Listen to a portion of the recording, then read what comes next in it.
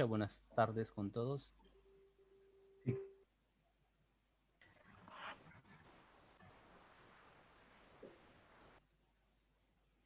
Bueno, solo era para compartir esto. Muy buenas tardes con todos. Bienvenidos al seminario, a esta serie de seminarios del Laboratorio de Resonancias Magnéticas. Y es un placer para mí introducirles a William Sabero. Con William es estudiante de la Universidad, digamos, estudio físico en la Universidad Nacional de Ingeniería. Terminó en 2009, así que no nos llegamos a conocer.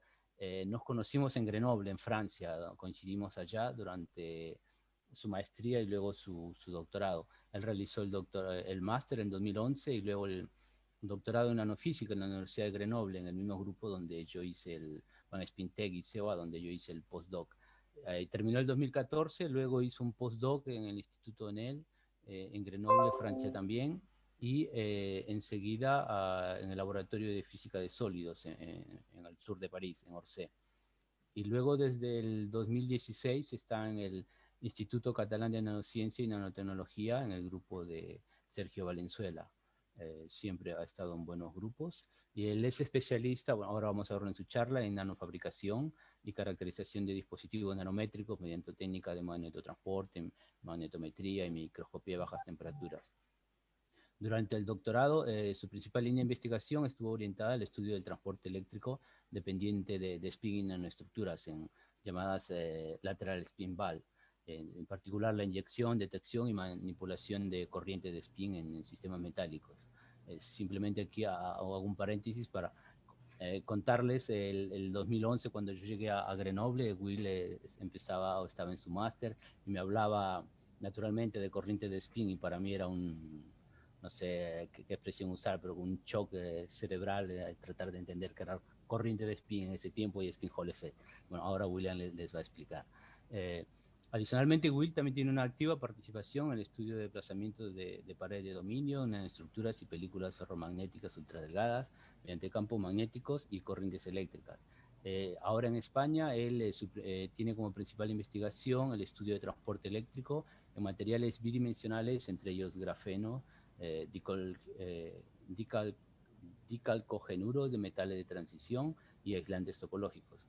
Ha sido premiado con becas del gobierno francés durante su doctorado y ahora en su postdoc en Francia. Es autor de patente y además tiene muy buenas, digamos, publicaciones. Ahora lo vamos a ver en revistas de muy alto impacto. Y bueno, para mí ha sido un gran honor trabajar con él y estoy muy contento por lo que está haciendo y aquí compartir con ustedes, por ejemplo, nuestro jefe no sé si puedan ver mi mouse, en Grenoble es Laurent Villa, el que está al centro, el Colorado que está aquí al centro, y aquí a la izquierda lo pueden reconocer a Will, y también, digamos, nuestros jefes eran adictos al esquí, así que en invierno era difícil encontrarlos en el laboratorio, sino donde estaban era en los centros de esquí alrededor en la montaña de Grenoble.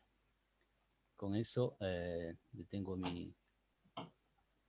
para compartir mi pantalla, y Will, puedes poner tu pantalla y seguir.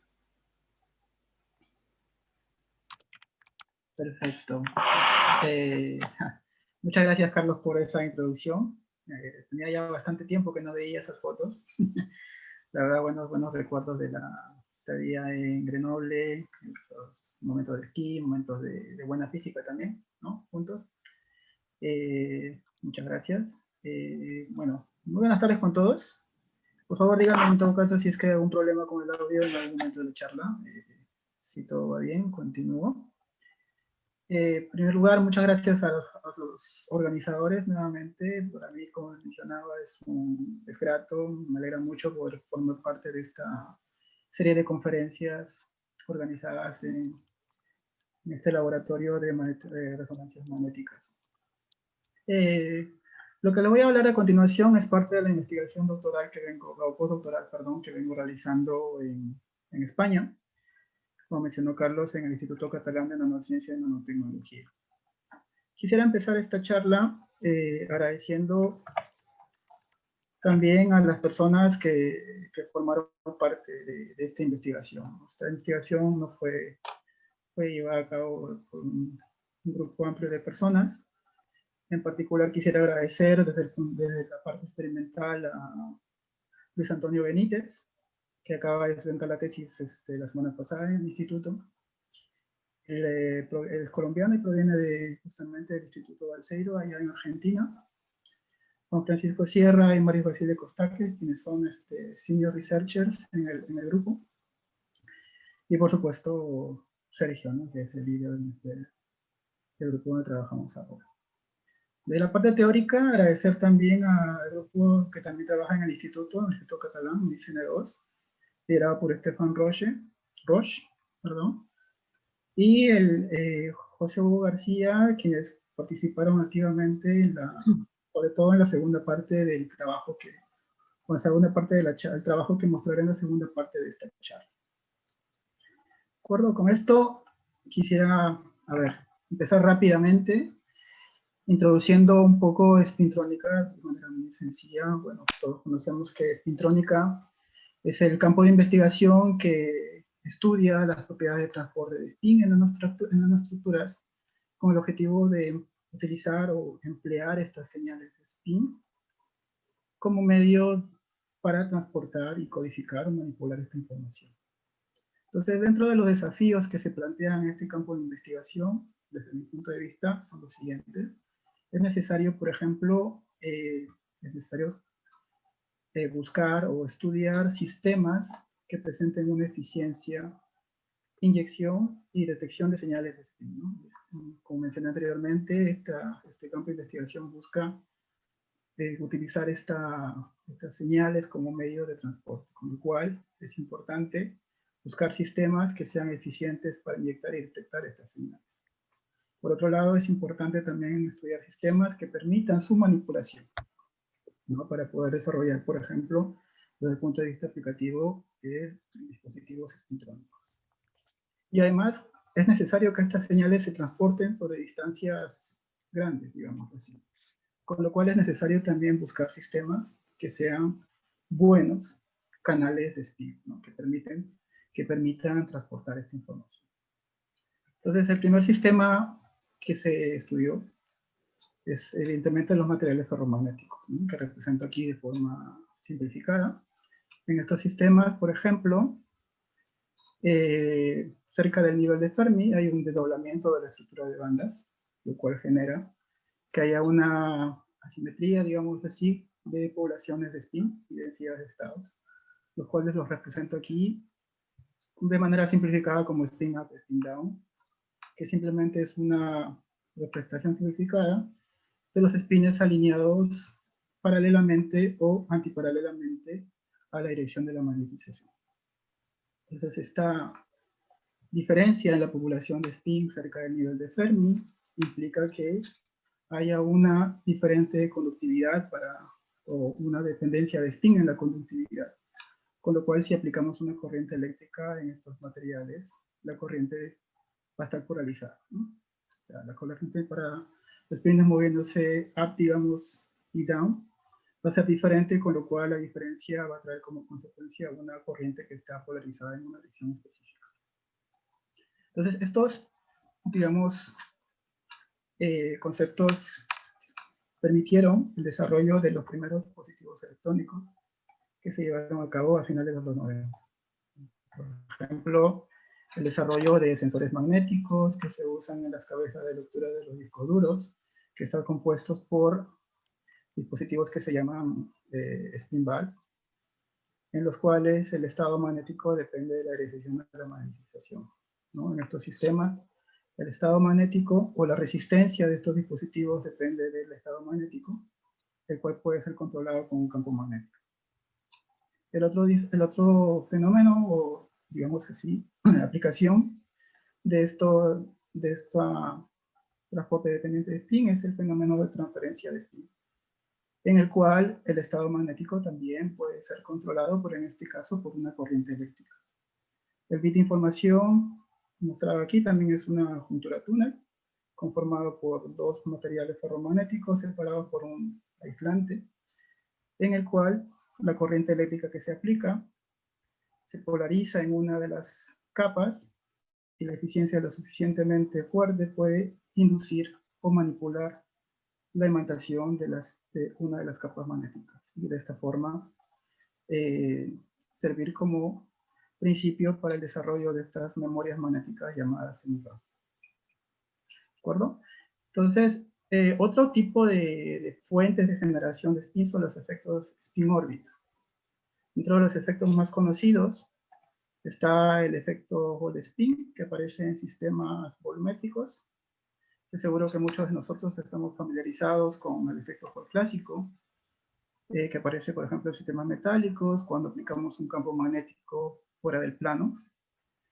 Si pasamos una corriente eléctrica en estos sistemas, este campo magnético genera una acumulación transversal de carga.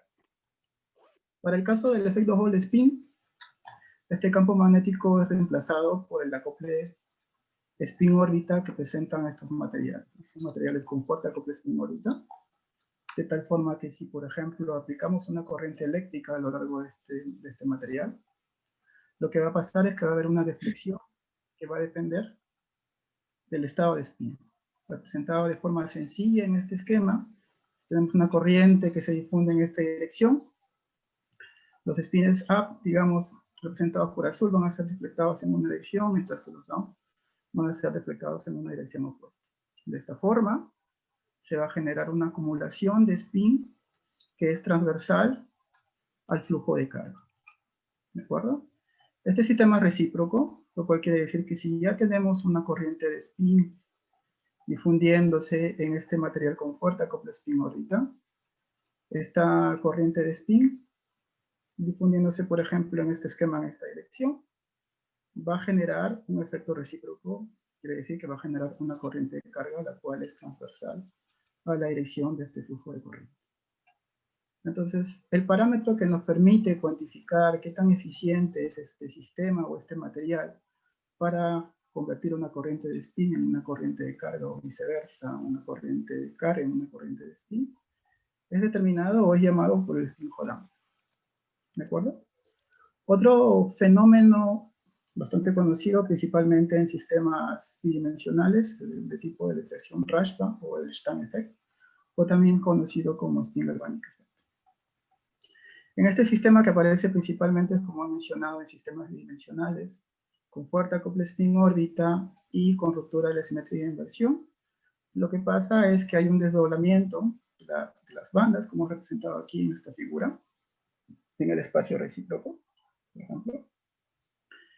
En este caso, los spines son alineados, el acople de spin-órbita genera una textura de spin en el plano, el cual es representado aquí por estas flechas rojas y azules en la figura. Si vemos esta representación desde el top view, lo que tendremos es dos círculos concéntricos con una textura de spin en el plano, la cual es opuesta para el contorno interior y el contorno exterior. Entonces, si aquí en este sistema aplicamos, por ejemplo, una corriente eléctrica, lo que va a pasar es que va a haber un desdoblamiento de estos contornos de Fermi, lo cual es representado aquí en esta figura, lo cual va a traer consigo que va a haber una acumulación, una población de spines opuestas en estos contornos. Sin embargo, al ser los contornos diferentes, vamos a tener como consecuencia en este sistema una acumulación, no un equilibrio en spin density, una densidad de spin fuera de equilibrio, la cual es orientada en el plano. En este caso, la cuantificación o el parámetro que nos permite cuantificar qué tan eficiente es el sistema para generar una señal de un voltaje o una corriente de carga a partir de una densidad de spin fuera de equilibrio, puede estar determinado por este parámetro que se llama inverse spin galvanic clearance, ¿no? Introducido recientemente en una de las publicaciones de Juan Carlos.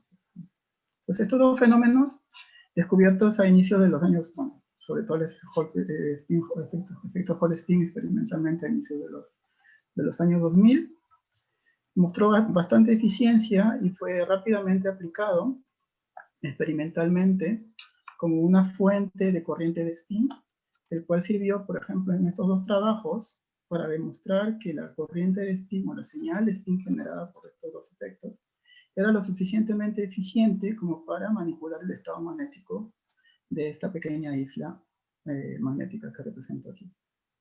Entonces, estos dos trabajos llevados a cabo a inicios de los años, bueno, a mitad de los años 2010 aproximadamente, a pesar de generar una gran controversia al inicio debido al origen del torque que producía la manipulación de la magnetización, a pesar de la controversia, fue rápidamente insertado en lo que abrió las puertas a una nueva etapa en la espintrónica en la cual todos los fenómenos están controlados por, o eran el estudio de fenómenos spin-órbita.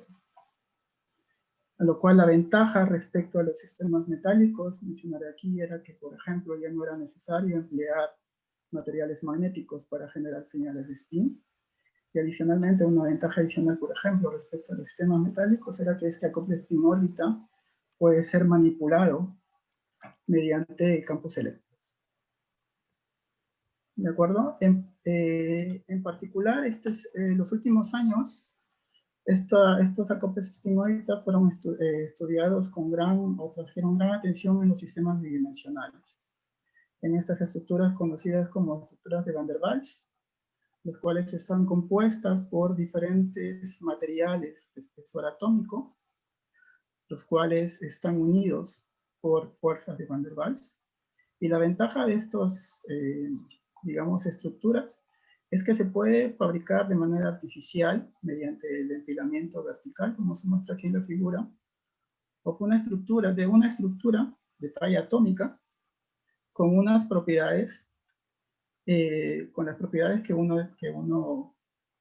requiere. ¿Qué quiero decir con esto? Esto quiere decir que, por ejemplo, como mostraré a continuación, podemos combinando grafeno o un material bidimensional con otro material con un fuerte acople spin-órbita, podemos emplear este empilamiento para generar una nueva estructura en la cual el acople spin-órbita puede ser aumentado de manera artificial. ¿Okay? Bueno, yo introducí rápidamente lo que es grafeno. Obviamente es el material bidimensional más conocido de todos, y dentro del campo de la espintrónica, grafeno es muy relevante debido a sus propiedades eléctricas. Este es un material compuesto de átomos de carbono que presenta una dispersión lineal cerca del punto de ira, como se representa aquí en la figura, el cual permite que pueda hacer que se pueda cambiar de manera relativamente sencilla la densidad de portadores mediante campos eléctricos. Es un material que presenta una alta movilidad a temperatura ambiente. Presenta también además un débil acople o interacción spin-órbita, lo cual permite, por ejemplo, o facilita que el grafeno presente la longitud de difusión de spin más grande que cualquier otro material, lo cual lo convierte en un excelente o un material prometedor como canal spin, porque al tener una difusión de spin bastante grande permite que las señales puedan ser transmitidas a grandes distancias. Y adicionalmente, el hecho de ser un material bidimensional y poder ser, digamos, estructurado con otro material, permite que sus propiedades físicas puedan ser manipuladas. Entonces, los primeros experimentos que demostraron la eficiencia de grafeno como un excelente canal spin, el primero de ellos fue demostrado en este trabajo en el año 2007, en el cual se emplearon dispositivos spin valve laterales, que describiré más adelante en esta charla, pero principalmente consiste en un canal de grafeno conectado por electrodos ferromagnéticos.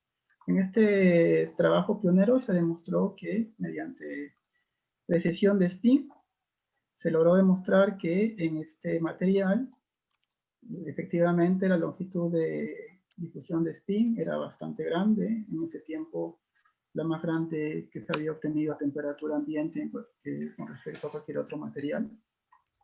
Realmente hubieron algunas, digamos así, controversias respecto a la baja tiempo de relajación, el cual era muy pequeño respecto a lo que se predecía teóricamente. En los últimos años ha habido un gran progreso. Aquí solamente presento un par de ejemplos, uno de ellos empleando dispositivos encapsulados. La ventaja de emplear este tipo de dispositivos, por ejemplo, permitía reducir la contaminación que sufría el grafeno debido a los procesos de fabricación que se emplean para desarrollar, para fabricar, por ejemplo, este tipo de dispositivos. Entonces, al cubrir grafeno con otro material, en este caso hexagonal boronitride, esto permitía que, por ejemplo, los solventes o químicos que normalmente se utilizan no interactúen con grafeno, lo cual traía como consecuencia tiempos de relajación mucho más altos y longitudes de difusión de spin también mucho mayores. Todo esto a temperatura ambiente.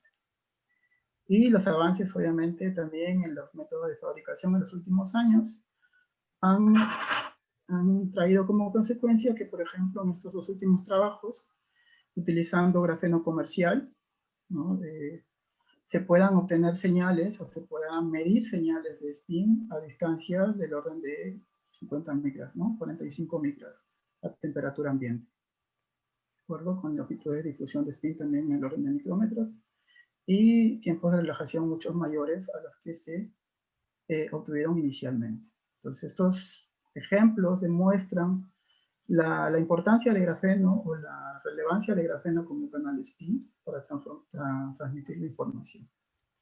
Lo que me voy a enfocar ahora en la charla es, como le mencioné anteriormente, es la manipulación. ¿Cómo podemos manipular estas señales en grafeno? Como mencioné también, que presenta un débil acople spin-órbita, lo cual, por un lado, facilita que la información se transmita a grandes distancias, pero por otro lado, dificulta que éste sea manipulada fácilmente.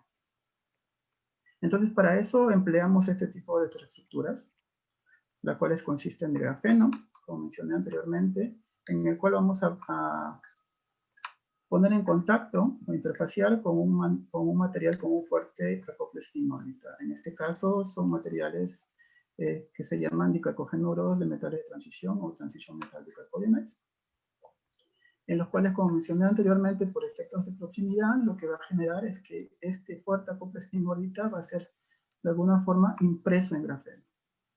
¿Qué es lo que pasa? Debido a los efectos de proximidad, lo que se va a generar es lo siguiente. Este material con fuerte acople spin-órbita en esta estructura va a generar este tipo de desdoblamientos de banda. Tenemos una estructura bidimensional. El fuerte acople spin-órbita va a generar que se abra un gap cerca del punto de ira de grafeno. Adicionalmente, la ruptura de simetría de inversión en este tipo de estructuras va a generar el splitting de las bandas. En este caso, la interacción que se va a generar en este sistema es del tipo Valley-Sima, el cual tiene una dependencia opuesta en los puntos K y K' de grafeno, como se muestra aquí en la figura. Esta interacción del tipo Valley-Sima va a tender o va a tener tendencia a que los spines en grafeno sean alineados fuera del plano. Y como mencioné anteriormente, esto va a ser opuesto en los puntos K y K'. ¿De acuerdo? Adicionalmente, como es un sistema bidimensional con fuerte acople spin-órbita, también habrá una interacción del tipo Rashnik. Como mencioné, esto va a generar una textura de spin en el plano, la cual es representada aquí en esta figura, la cual si aplicamos una corriente eléctrica va a generar una corriente de spin o una spin density fuera del equilibrio alineada en el plano. Entonces, estos dos tipos de interacciones, la competición entre estos dos tipos de interacciones presentes en este tipo de estructuras, va a imprimir una textura de spin en grafeno, la cual varía a lo largo del espacio, cambiando de fuera del plano a una estructura en el plano. ¿De acuerdo? Es una estructura de spin a lo largo del espacio, la cual cambia. Entonces esto va a generar, esto es una consecuencia de los efectos de proximidad y va a generar principalmente dos cosas. Bueno, va a generar que haya un enhancement o un enhancement de la acumulación del spin-órbita en grafeno, lo cual va a generar que, por un lado, haya un transporte anisotrópico en grafeno. ¿Esto qué quiere decir? Quiere decir que, por ejemplo, si tenemos spins propagándose en grafeno en esta dirección, su tiempo de relajación, por ejemplo, va a ser diferente, va a ser mayor, con respecto a aquellos que se difundan o que estén alineados en esta dirección. De esta forma podemos manipular el transporte en grafeno. Otra consecuencia de esto es que esta textura de spin que es impresa en grafeno puede servirnos para generar señales de spin. Entonces, estos dos efectos o estos dos estudios los resumo en esta diapositiva, en la cual es, por ejemplo, empleando este tipo de estructuras. Este es el metal de transición metálica Coyenet. En el primer estudio corresponde a la manipulación del transporte, el cual es caracterizado por este parámetro que lo denominamos spin anisótrope, que está simplemente determinado por la relación entre el tiempo de relajación fuera del plano y el tiempo de vida en el plano. ¿De acuerdo? El siguiente estudio, que corresponde a la generación de señales de spin, para ese estudio empleamos este tipo de estructuras, el cual es ligeramente diferente al que muestro aquí. En este caso empleamos Hallbars para poder hacer este estudio. Estas flechas que ven aquí simplemente son una representación simplificada de la textura de spin impresa en grafeno, la cual nos va a servir para generar señales de spin, las cuales pueden ser detectadas con este hilo ferromagnético. En este caso, como mencioné anteriormente, la eficiencia de conversión en este sistema va a estar determinado por estos parámetros, ¿no?, que tiene el spin Coulomb. ¿De acuerdo? Entonces, paso al primer estudio. En primer lugar, empiezo por describir el tipo de medidas que empleamos para llevar a cabo este estudio. Esto se llama medidas no locales y se llevan a cabo en estructuras laterales, que consisten esencialmente de un canal, en este caso grafeno, conectado con dos elementos ferromagnéticos. ¿De acuerdo? Uno de ellos nos sirve como inyector de spin y el otro como detector. Esta medida se llama no local porque el circuito que empleamos para generar las corrientes o inyectar spin en grafeno está separado del circuito que utilizamos para detectar la señal. Esta señal que detectamos depende del estado magnético de la estructura, la cual podemos controlar empleando un campo magnético. En este caso, alineado a lo largo de los ejes de los hilos. Entonces, como aquí la corriente eléctrica es dirigida hacia la parte izquierda de la estructura, podemos decir que en la parte central no hay una carga que fluye directamente, ¿no? La corriente eléctrica es desviada a la parte central. Lo único que se difunde en la parte central del canal es la acumulación de spin generada en la interfase de este hilo ferromagnético y grafeno, la cual, como mencioné anteriormente, es detectada empleando este segundo hilo. Entonces, experimentalmente, este tipo de medida tiene esta forma. Cuando el sistema está en estado paralelo, hay un offset positivo, el cual cambia cuando uno de los hilos cambia al estado antiparalelo, se invierte la magnetización, regresando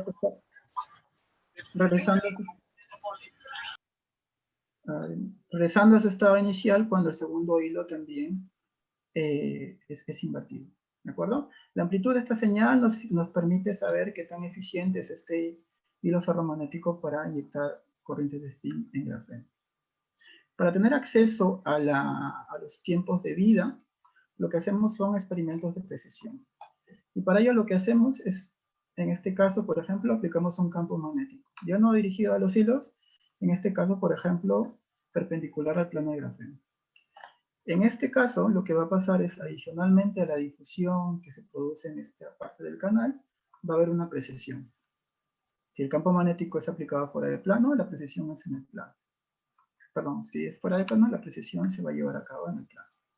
¿De acuerdo? Experimentalmente, la curva es la que muestro aquí. Esta curva también depende del estado magnético de los hilos. Adicionalmente, la difusión hay una precesión, lo cual hace que la señal decaiga debido a la relajación de esta señal de spin en el grafeno. ¿De acuerdo? Con esta medida tenemos acceso, haciendo el fitting de esta medida, tenemos acceso al tiempo de vida en el plano de grafeno. Ahora, si aplicamos el campo magnético transversal a la dirección del eje ferromagnético, la precesión va a ser fuera del plano, como se muestra en esta figura. Entonces, la curva experimental es la que muestro aquí. También depende del estado magnético, como pueden ver. Pero en este caso, como la precesión es fuera del plano, Haciendo el ajuste de esta curva podemos tener acceso directamente o experimentalmente al tiempo de vida fuera de plano en grafeno. Otro tipo de método que se desarrolló en el laboratorio, en particular en esta estructura, en este trabajo, consiste en aplicar un campo magnético oblicuo. La ventaja de este método es que podemos inducir la precesión o obtener mediante esta medida la precesión de espines en el plano y fuera del plano. ¿Okay? Este es un esquema simplificado de este tipo de esta medida. ¿Okay? Aplicamos, este es el hilo ferromagnético que empleamos como inyector. Este es el campo magnético que aplicamos. Esto es la precesión de los espines que se difunden en grafeno. Entonces, este problema lo podemos resolver. Por ejemplo, resolvemos este problema en una base que tenga como eje el campo magnético y la componente perpendicular a él. Tendríamos que esta componente que precesa se puede descomponer en estas dos componentes, descritas aquí en rojo. ¿De acuerdo? Entonces, cuando el campo magnético es lo suficientemente intenso, lo que va a producir es que va a haber un completo desfasaje de esta componente, y la única componente que nos va a quedar es esta que está alineada a lo largo del campo. Olvidé mencionar anteriormente que lo que medimos o lo que detectamos es la proyección a lo largo de la magnetización del ferromagneto. Con lo cual, la señal que medimos sería la proyección de esta componente. Si tenemos en cuenta, aquí está un poco la geometría, esta componente roja es proporcional al coseno y la proyección sería proporcional al coseno cuadrado. Entonces, experimentalmente, si normalizamos la señal que medimos respecto a este ángulo, tendríamos acceso directo a la anisotropía como único parámetro de ajuste. ¿Cómo se ve esto experimentalmente? Esto lo muestro aquí. Estos son los datos experimentales hechos en este trabajo para diferentes ángulos. ¿De acuerdo? Cuando el campo magnético es lo suficientemente intenso, como mencioné, esto va a estar alineado a la dirección del campo, con lo cual la señal va a ser constante. Eso se ve, por ejemplo, a estos valores de campo. ¿De acuerdo? Entonces ahora sí, ploteamos, como mencioné aquí, esta señal respecto al coseno cuadrado del ángulo.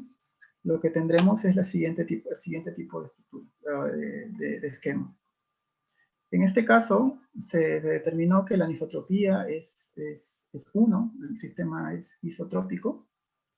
En ese caso, todas las curvas medidas a diferentes valores de campo eléctrico colapsaban dentro de la línea, dentro de esta línea que pueden ver aquí.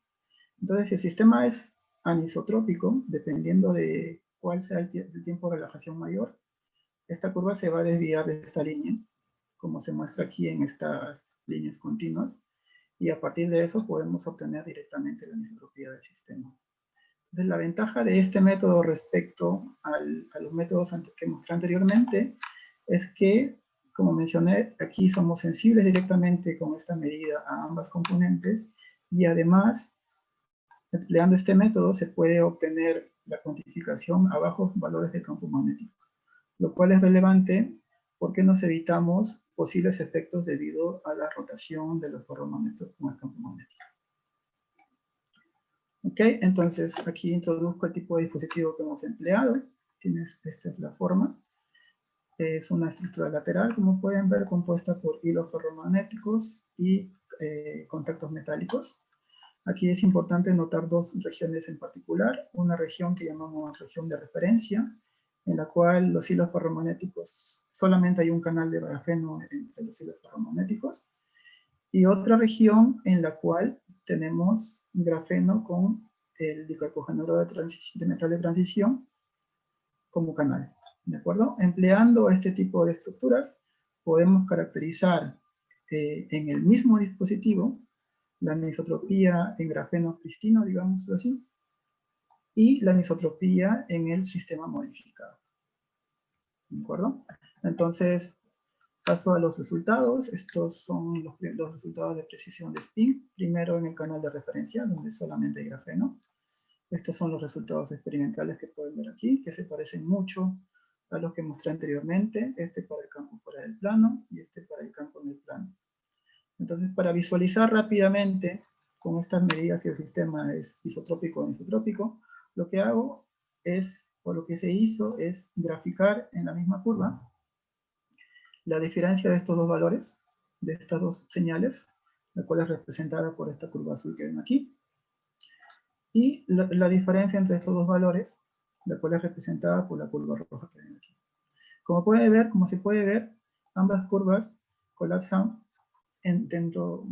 se superponen bastante bien a lo largo de todo el campo magnético, lo cual implica, o lo cual nos permite determinar que el sistema o que el tiempo de relajación en el plano y fuera del plano es el mismo, que el sistema es isotrópico. Sin embargo, si hacemos la misma medida en el canal que tiene el metal de transición, o el Transition Metal Chalcogenide, el comportamiento es completamente diferente. Ya de por sí podemos ver, por ejemplo, que la señal es fuertemente reducida en esta zona del canal. Adicionalmente, si graficamos ambas curvas en la misma gráfica, lo que observamos es que el comportamiento es completamente, no es muy diferente, lo cual nos indica que en este caso el sistema es anisotrópico. Ahora, para cuantificar lo que hicimos es, como mencioné, el método oblicuo. Estos son los resultados experimentales. Podemos ver la precisión para diferentes ángulos.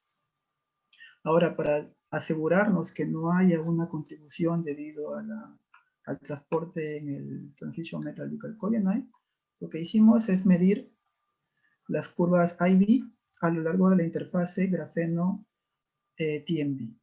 Y lo que podemos observar, o que es representado aquí en esta figura, es que para valores de Bagge negativos, la corriente que pasa a través de esta interfase es cero. No hay corriente que pasa a través de esta interfase para valores negativos. Con lo cual podemos decir que en esta zona, o estos valores de Bagge, no hay una absorción o no hay una contribución del TMB en el transporte. Estos resultados que ven aquí son el plot de la señal normalizada en función del coseno cuadrado del ángulo.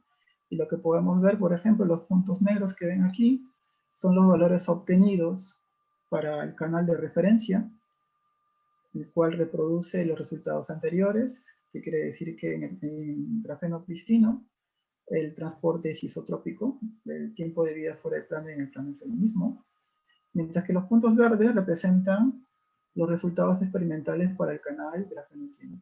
Lo que podemos ver que claramente hay una desviación del comportamiento isotrópico, con un tiempo de vida fuera del plano mucho mayor que el tiempo de vida en el plano. En este caso, el fitting de nuestros resultados nos permite obtener una anisotropía de spin del orden de 10, lo cual implica que el tiempo de vida para los spins difundiéndose en el plano es mucho menor que aquellos que se mueven fuera del plano.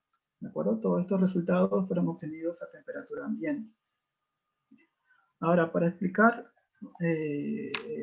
los mecanismos o el mecanismo que genera este tipo de anisotropía en relajación, comparamos nuestros resultados con unos cálculos teóricos también desarrollados en el instituto, en el cual consideran un fuerte acople intervalo, lo cual quiere decir que la relajación, como mencioné anteriormente, en los puntos K y K', la textura de spin es opuesta.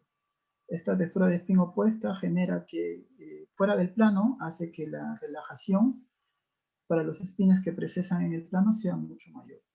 ¿De acuerdo? Estos son los resultados o los cálculos teóricos, considerando este mecanismo como el principal fuente de relajación.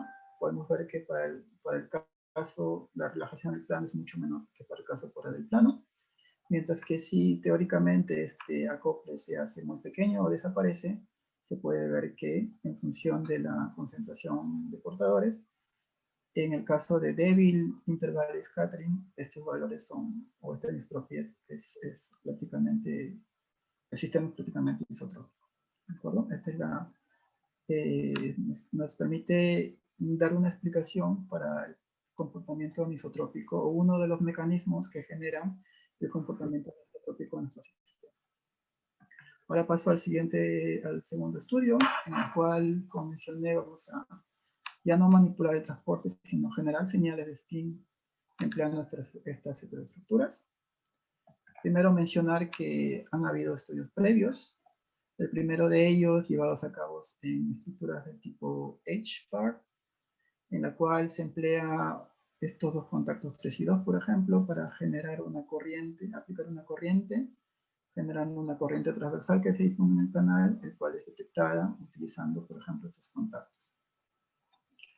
Sin embargo, en este tipo de estructuras no son las más convenientes para este tipo de estudios porque se ha demostrado experimentalmente que, por ejemplo, aquí no se puede controlar con precisión la dirección de la corriente que pasa a través de esta estructura. Adicionalmente, cálculos teóricos llevados a cabo más recientemente han demostrado que esta señal no local también se ve afectada por otros efectos que no son relacionados a señales de spin. Entonces, debido a esto, bueno, se propuso este tipo de estructuras, por ejemplo, en el cual se utilizan materiales ferromagnéticos para generar las señales de spin en grafeno, los cuales luego son estudiadas, por ejemplo, midiendo el efecto Hall spin utilizando metales de transición. Y más recientemente, en materiales netamente bidimensionales, en estos dos trabajos, se demostró, por ejemplo, aquí, utilizando multilayers, grafeno multilayers, que se puede obtener señales de spin. Sin embargo, en este estudio se pudo observar que hay una contribución de parte del TMD, del bulk. O sea, que hay una absorción en el TMD, lo cual no permite, digamos, demostrar que los efectos son debidos a efectos de proximidad. Hay una contribución volumétrica en este tipo de estructuras. Y en este último trabajo más reciente, en el cual se observaron ambos efectos también a bajas temperaturas. Entonces, bueno, este es el tipo de estructuras que hemos estudiado. Como mencioné, esto facilita, el usar este tipo de estructuras facilita que podamos caracterizar el transporte en el TMD, con lo cual nos aseguramos que los efectos que medimos son debido a efectos de proximidad, es decir, que no hay una contribución volumétrica del TMD en el transporte, ¿de acuerdo? Como mencioné anteriormente, estas flechas indican simplemente la textura de spin impresa en grafeno, la cual es detectada utilizando este hilo ferromagnético. Como ambos efectos están presentes simultáneamente en esta estructura, lo que hacemos para cuantificar o distinguir entre ambas contribuciones es emplear medidas de precisión. Y esto lo explico de esta manera. Entonces, si aplicamos una corriente eléctrica entre estos dos contactos, por ejemplo, debido al inverse spin galvanic effect, tenemos como mencioné, tenemos una textura de spin en el plano, la cual se puede difundir en grafeno y puede ser detectada por este hilo. ¿De acuerdo? Entonces, si aplicamos un campo magnético fuera del plano, lo que va a generar este campo magnético es la precesión de esta componente a lo largo de este plano, mientras que esta componente, que es la línea roja que ven aquí, no contribuye a la medida que lo que detectamos en este hilo. Para el caso del spin Hall effect, lo que hacemos es aplicar un campo magnético en el plano, lo que va a hacer que estos spins fuera del plano precesen a lo largo de este plano, que muestro aquí, mientras que esta componente no se ve afectada por el campo magnético. De esta forma, como mencioné también, estos efectos son recíprocos. Eso quiere decir que puedo aplicar una corriente y medir el voltaje. Y eso también puede ser detectado empleando el mismo protocolo. ¿De acuerdo? De esta forma, podemos cuantificar de forma separada la contribución debido al spin Hall effect y al spin galvanic. Entonces, esto es la imagen óptica del tipo de estructura que empleamos. De forma similar tenemos dos regiones, una región de referencia y una región en forma de cruz, que utilizamos para estudiar la conversión de spin to carga spin en el sistema, y además para caracterizar las propiedades en el TMD. Eso es lo que muestro aquí. Esta es la resistencia en función del backgate en esta otra estructura. En esta zona del grafeno, podemos ver que el grafeno es parcialmente dopado, y las curvas IV que caracterizan el transporte a través de la interfase TMD-grafeno muestran que para valores negativos de backgate no hay una corriente fluyendo o pasando a través de la interfaz. Con lo cual, si nos enfocamos en esta zona, podemos asegurarnos de que no hay una contribución volumétrica debido al TMD que influye en el transporte. ¿Okay? Eso es lo que hace. Entonces nos fijamos en esa zona. Nuevamente muestro aquí la caracterización del transporte en la zona de referencia. Es lo que obtenemos. Los resultados son similares a los que mostré anteriormente. Primero para la zona de referencia, ahora para el canal con el TMD. Vemos ya de por sí que hay un comportamiento anisotrópico muy similar al que mostré anteriormente. Estas líneas que ven aquí continuas es el ajuste de las curvas, el ajuste de la curva, el cual nos permite cuantificar el transporte en esta zona del canal y en esta zona del canal. Ahora paso a los resultados principales, a temperatura ambiente todos. Primero para el Spin Galvanic Effect, aplico la corriente a través del hilo ferromagnético y mido el voltaje transversal. Entonces lo que observamos aquí en los resultados experimentales, temperatura ambiente, es que esta señal depende de la orientación de la magnetización en este hilo, lo cual nos indica la dependencia de spin de la señal. Lo que ven aquí en el panel principal es la diferencia entre estas dos curvas. Podemos ver la modulación de la señal debido al campo magnético. Y aquí con la curva continua es el ajuste de la curva, lo cual nos permite cuantificar la eficiencia de este efecto. De forma similar para el caso del Spin Hall Effect. En este caso aplicamos el campo en el plano, lo cual genera una precesión fuera del plano, como se muestra aquí. De forma similar, la señal depende del estado magnético del inyector. Lo que vean aquí en el panel principal es la diferencia nuevamente, y la curva continua es el fitting de nuestros resultados experimentales. Podemos ver una buena correspondencia entre el modelo y nuestros resultados experimentales, obteniendo una eficiencia del orden de 0.1-0.3%. Aquí debo mencionar que la conversión es netamente bidimensional. ¿Qué quiero decir con eso? Que la corriente que llega aquí en la FEN es una corriente bidimensional, y la corriente que se difunde de forma transversal también es bidimensional, con lo cual este parámetro que vemos aquí no tiene dimensiones. Sin embargo, para comparar con resultados experimentales, lo que hicimos es emplear este factor, el cual multiplica la eficiencia de conversión por la longitud, lo cual se puede ver de la siguiente forma, ¿no? Se puede ver como un valor promedio, si bien es cierto, el cual implica que se puede ver de la siguiente forma. Esta conversión de corriente dimensional en corriente bidimensional transversal está multiplicada por la longitud sobre la cual esta es efectiva. ¿De acuerdo? Es como un valor promedio, el cual nos da los siguientes valores que ven aquí. Ahora, si lo comparamos con algunos, obviamente hay más resultados experimentales a temperatura ambiente que han sido obtenidos por diferentes grupos. Aquí solamente pongo algunos representativos. Podemos ver que nuestra conversión, por ejemplo, es mayor que la obtenida en estos dos trabajos de Juan Carlos. En el plata bismuto, por ejemplo, es mayor, es aún menor que el valor obtenido para el caso de aislantes topológicos. Sin embargo, para el caso del Spin Hall Effect, el parámetro que obtenemos es mucho mayor que se obtiene convencionalmente en materiales, en metales de transición, y siendo también mayor que obtenido aquí en este material, ¿no? Lo cual demuestra la eficiencia de nuestro sistema para generar señales de spin.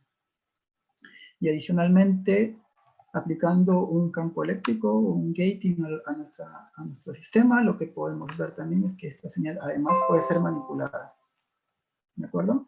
Esta curva roja que está aquí es la señal que obtenemos, o la dependencia que tenemos en función del backgate para el caso del Spin Hall Effect, y esta que ven aquí para el caso del Spin Galvanic. La curva negra que muestra aquí es la dependencia de la densidad de portadores en el grafeno. ¿De acuerdo? Podemos ver cómo esta señal es modulada. Ambas señales tienen una amplitud, tienen una mayor amplitud cerca del channel neutrality point. En el caso del Spin Galvanic Effect podemos ver adicionalmente que esta señal cambia de signo, lo cual demuestra la dependencia con la estructura de bandas en nuestro sistema. Un comportamiento adicional también es predicho teóricamente para el caso del spin Hall effect. Sin embargo, nuestros resultados experimentales no nos permiten observar esta temperatura ambiente. Entonces, para explicar esta aparente desviación de la dependencia, una explicación posible es que para el caso del spin Hall effect, este comportamiento para electrones y huecos es asimétrico, y lo que creemos es que, o lo que pensamos en ese momento es que debido a los efectos del Broadening, debido a la temperatura, puede hacer que ese efecto sea apantallado a altas temperaturas. Entonces, para verificar esa hipótesis, lo que hicimos es hacer un estudio en función de la temperatura. Estos son nuestros resultados experimentales. A 300 grados es la curva verde, y podemos ver cómo, conforme disminuimos la temperatura, pues esta señal se pueden dar ya dos picos a 100 grados Kelvin, por ejemplo, ¿no? Esta señal se va haciendo, el segundo pico se va haciendo más evidente conforme disminuimos en la temperatura. Y estos resultados comparan bastante bien cualitativamente con los cálculos obtenidos teóricamente, en el cual aquí está representado por la conductividad de Hall en función de la densidad de portadores, ¿no? Podemos ver la buena correspondencia entre no solamente el cambio de signo, sino también los signos, los valores de la correspondencia entre el signo de la señal con la dependencia de la densidad de portadores. ¿De acuerdo? Esto me lleva finalmente a las conclusiones de la charla. Inicialmente, en el primer estudio mostré que utilizando tres estructuras de transition metal dicalcodina y grafeno, podemos manipular el transporte induciendo un transporte anisotrópico. Todo esto a temperatura ambiente, empleando el método de precisión, de spin precision, podemos cuantificar esta señal, estos tiempos de vida. Perdón.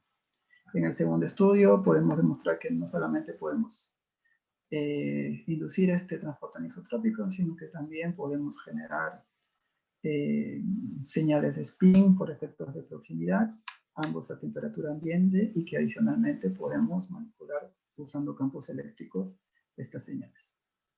Con eso quisiera agradecerles a todos por su atención y estoy abierto para sus preguntas. Muchas gracias. Muchas gracias, William, por la charla, muy interesante. A mí me pareció bastante didáctica. Y yo tengo algunas preguntas, no sé si alguno quiere comenzar primero. Si no, arranco yo.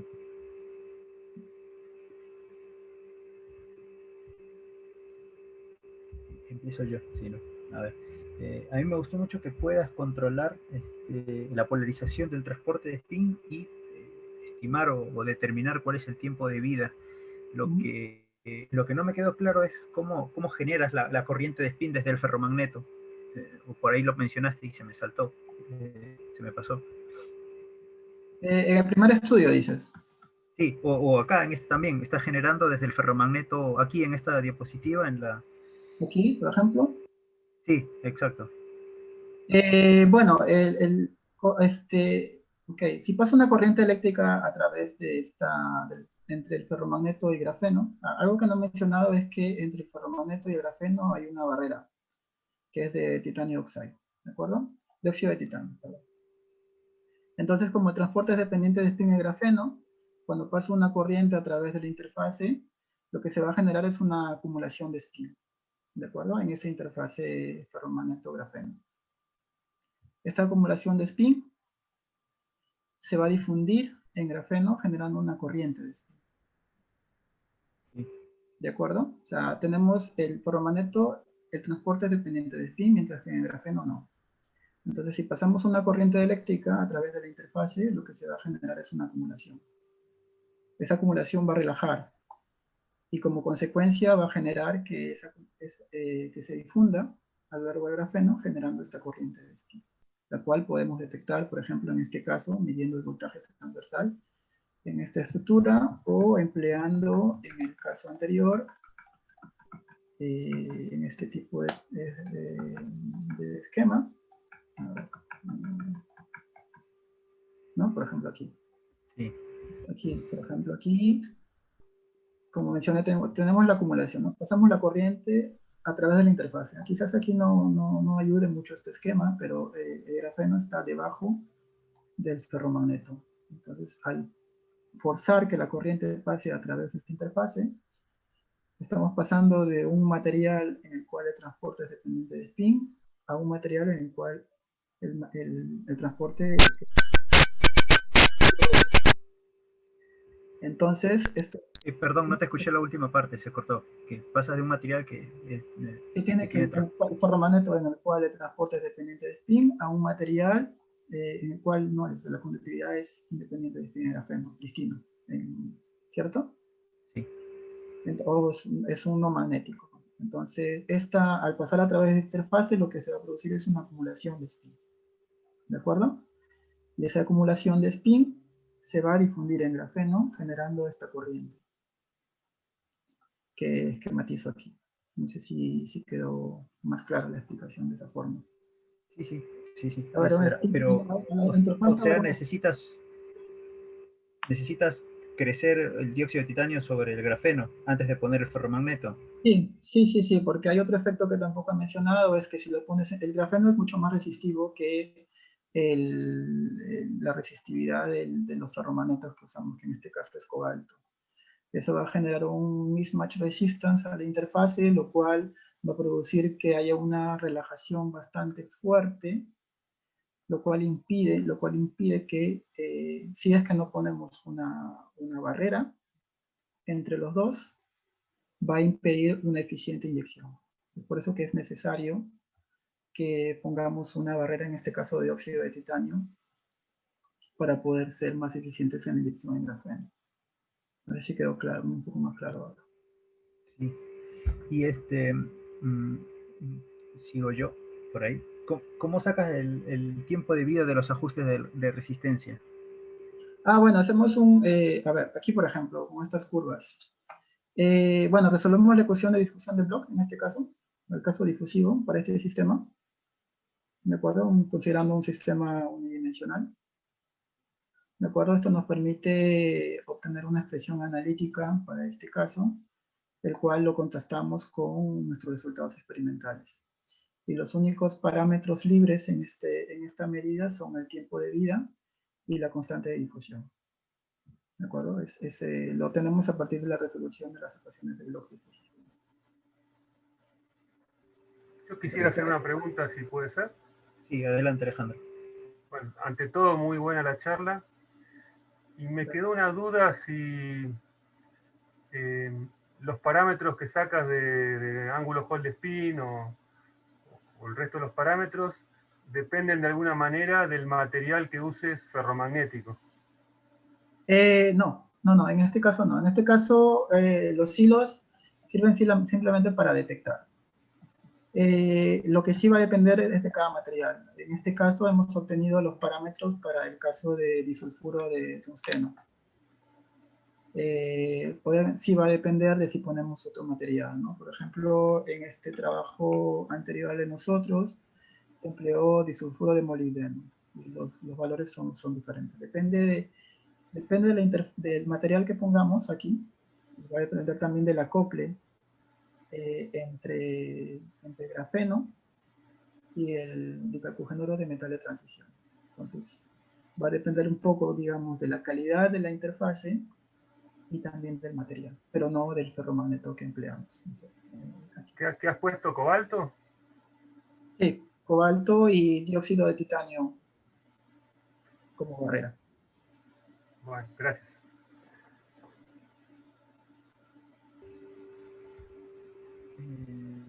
¿Puedo hacer una pregunta? Sí, adelante, Carlos. Sí, bueno.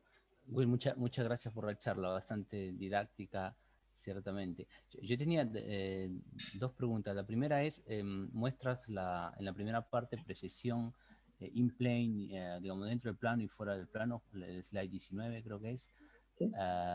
Eso todo se hace, digamos, para tener eso, las barras de los electrodos magnéticos, el ancho debe ser de pocos nanómetros, no sé, creo que no lo mencionaste. Sí, son en 150 y 200 nanómetros. 150 y 200. Y el espesor es de 30 más o menos. 30 nanómetros de espesor. Ok, y con eso pues, tienes también la curva roja, digamos, la in-plane. Exacto, sí, este es para el campo, para Da el el plano. factor de magnetizante. Sí, aparte, algo que no mencioné también es que los canales son bastante grandes, del orden de 10 micras aproximadamente, lo cual hace que la precisión, o sea, el desfasaje completo de la señal se tengan a valores relativamente pequeños de campo magnético, ¿no? Aquí, por ejemplo, está del orden de 100 militesla, más o menos, 100, 150 militesla. La distancia entre los dos electrodos, dices que es 10 micras, ese es el canal de grafeno. Sí, aproximadamente, ¿no? Aquí es un poco más, no recuerdo el valor exacto. ¿Y el ancho del canal de grafeno importa, afecta aquí? Sí, bueno, lo que tratamos, en este caso, bueno, son estructuras exfoliadas mecánicamente. La forma no se controla con gran precisión, pero en general las estructuras que empleamos para poder usar este modelo unidimensional es más o menos del orden de 1 micra de ancho. 1 a 2 micras de ancho, más o menos. Gracias. La otra pregunta era relacionada a cómo controlas la orientación de spin que inyectas. Eso es siempre, digamos, con el campo magnético que orientas la magnetización de los electrodos ferromagnéticos. En este caso, bueno, como es cobalto, tiene la magnetización está orientada principalmente a lo largo de los hilos, ¿de acuerdo? Y es en el plano, ¿de acuerdo? Sí. Y luego lo que hacemos, claro, es aplicar un campo magnético fuera del plano en el plano para generar la precisión.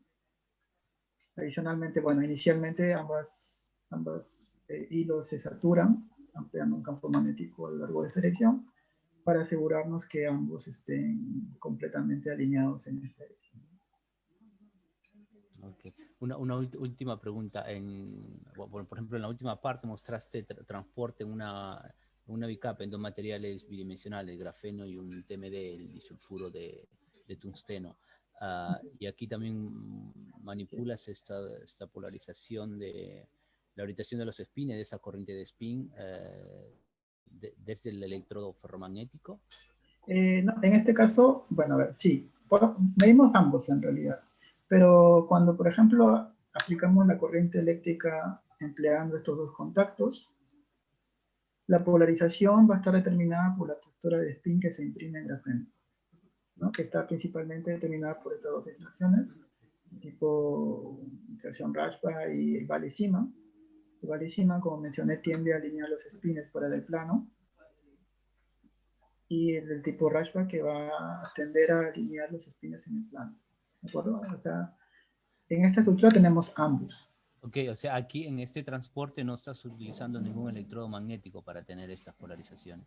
No, bueno, sí, exacto. No, es solamente como detector.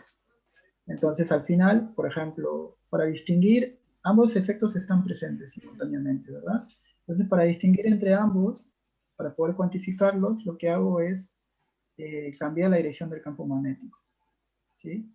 Entonces, por ejemplo, si quiero cuantificar el spin galvanic effect, representado por esta flecha azul, lo que hago es aplicar el campo fuera del plano. Entonces, lo que va a hacer es que esto precese, y al final lo que voy a medir aquí, ¿no? Lo que mido aquí, utilizando este hilo ferromagnético, es la proyección a lo largo de esta señal. Es por eso que tenemos una dependencia sinusoidal, ¿no? Que viene del hecho de que esta componente es transversal, ¿no? O sea, esta dirección, la mediación es transversal a la dirección de los spins que llevan. De esta componente no equilibrio. No sé si quedó claro, si me expresé bien. Sí, sí, al menos ahora ya me quedó más claro. Muchas gracias. Digamos, este nuevo experimento no lo conocía, lo anterior sí, el lateral spin ball, porque lo hemos hecho juntos eso, pero esta parte no, muy bueno el diseño y el experimento. Quizá una última pregunta, si general, ¿has has mostrado la anisotropía, los tiempos de relajación del grafeno cuando la polarización está dentro del plano y fuera del plano. Tengo una curiosidad. Supongamos que tenemos grafeno entre dos materiales diferentes, uno magnético y otro y un material pesado. Inyectamos desde el magnético hacia el pesado en un experimento, y en el otro inyectamos desde el metal pesado hacia el metal magnético. ¿Crees tú que la eficiencia va a ser la misma, o debido a esta interfase Rashba, esta textura, esta quiralidad de espines, sería diferente? Yo creo que va a depender sobre todo de la calidad de la interfase, más que de cómo se inyecte. Porque, por ejemplo, en este caso son recíprocos. ¿No? Esto, o sea, aquí lo he mostrado, por ejemplo, he mostrado los resultados experimentales para el caso del inverse Fingerman effect y el inverse Fingerman effect. Pero también hemos medido el efecto recíproco, ¿no? O sea, inyectando. Lo que he mostrado es cuando inyecto aquí y detecto el voltaje transversal. Como recíproco también hemos podido, eso lo tenemos en la Supplementary Information de este trabajo, el efecto recíproco en el cual inyectamos y utilizamos este para detectar. Y la eficiencia es la misma, es algo que, y por eso digo que el parámetro importante para la eficiencia va a estar determinado por la calidad de la interfase entre el grafeno y este metal que pongamos encima. Si la interfase no es de buena calidad, pues eso va a dificultar la eficiencia, ¿no? Va a generar una eficiencia menor. Muchas gracias. Buenísimo. Yo tengo una última pregunta que iba más o menos en el mismo sentido de la última pregunta de Carlos Rojas, que sí, si nos podías dar una opinión sobre si habían, o algún comentario, si habían hecho algún experimento en un sistema tridimensional. Ponías un ferromagneto separado de un metal pesado por una capa de grafeno. O sea, a diferencia de los experimentos que estás haciendo, en donde el transporte de spin ocurre en el plano, a lo largo, o en el plano del grafeno, en este sistema tridimensional estás inyectando corriente de spin a través. Entonces, hay, me parece, algún intento de experimento con resonancia ferromagnética para detectar corriente de spin a través del grafeno. ¿Ustedes pudieron hacer algo parecido también? Sí, bueno, yo en particular no lo he estado haciendo, pero sí, en el grupo también están trabajando en este tipo de sistemas, ¿no? Generar, por ejemplo, corrientes empleando sistemas bidimensionales y emplearlos para generar torques, por ejemplo, y manipular la magnetización. Sí, hay estudios todavía en curso en el grupo, pero bueno, no son realizados por mí, pero sí, estamos también tratando de hacer ese tipo de estudio, ¿no? De utilizar estos materiales bidimensionales y ver si es que son para generar torques y manipular funciones. Más por STT-FMR, más que por spin pumping. Eso, claro, sí, esa era la técnica que por ahí me interesa. Así que bueno, eso era la pregunta, la última mía. Gracias, William, de nuevo por la charla. No sé si hay alguna otra pregunta antes de finalizar. Ahí. Como mencioné, como representé aquí, por ejemplo, en esta, voy a revisar aquí. Un momento, aquí. ¿De acuerdo? Estos efectos de proximidad generan, hay un acople del tipo Valicima, el cual tiende a alinear las espinas fuera del plano y tiene una dirección opuesta en los puntos K y K' de grafeno. Entonces, uno de los mecanismos que genera, esto se puede ver de manera, digamos, simplificada como un campo magnético efectivo. O sea, esta interacción se puede ver como un campo magnético efectivo fuera del plano, el cual afecta con mayor intensidad o desfasa con mayor intensidad los espines que se propagan. Es como un campo efectivo que cambia de signo en los puntos K y K', de modo que genera un scattering, ¿no? Entre estos puntos, el spin pasa de este estado a este estado de manera continua y afecta con mayor intensidad a los spines que se propagan en esta dirección, y trae como consecuencia que la relajación sea mayor en este material para los spines orientados en esta dirección comparados con estos que propagan o que se propagan a lo largo de esta dirección. Ok, gracias, gracias. Buenísimo.